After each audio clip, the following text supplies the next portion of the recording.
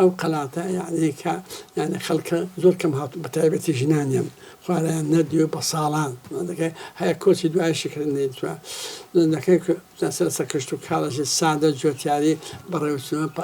ما وكذا كان كوشتي هيجين نبو منك كتاب خانة كم بوا نبتار تشوف دعاء كوتوي حولي دا كبشك ولا كردستاني باشور ساني باشوريش كبابي برياري سايكوس بيكم تمام عندك بعراق عربي لكن دراما يعني وضع شيء خرابه كواتب باوكم رجاني من كما أوزع أو هم كذا ده بيبحث وبكم باوكم مش الدومي دوري شن الدوم لبيجي عندنا من ده بابلا لو صار ده لداعبوني من ده دايش ما كتير فضيلة كتير ولي شلبي براكنا يخدر شلبي دو هر دولة من دي كردستان بينا من ذكي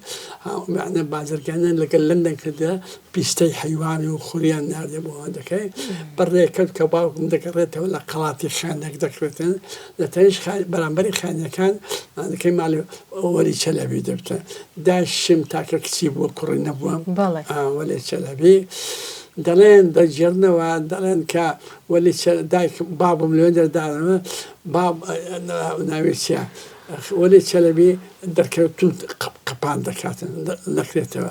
لأن ولي شلبي همود من دركت كريته كوتي كاكا هلوك لبرامبر ما مش كسمها ويا جامع نفسي حيدر وانا شنو دجرته بكسمنا قوتها دلين خالم بيجنا ده حواوان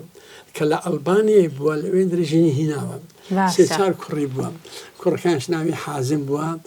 سالي حازم بوا نازم بوا ذكي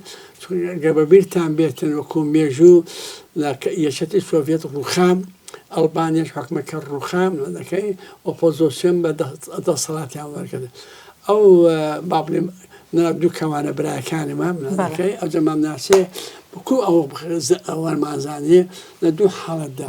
مجلك ده تقول ألبانيا دهات من دم كرم مجلك ألبانيا جديدة لأن باسد ده اللي بطلع عمل اشتراكي كمال الحيدري إيه باش أو حيدري تسكر على ألبانيا شو ممكن الناس حيدري كذاكرة شي باش بو باب الشيروان حيدري باب دكتور سالم دكتور حازمي قلت ممتاز خالم يعني ببيجنا ده حواوا كلمة درجينا كذلك قريته اسطنبول من دالك يعني بجيشته كقريته طبعا داش مي خواسه هو الشلبي صالي نوزده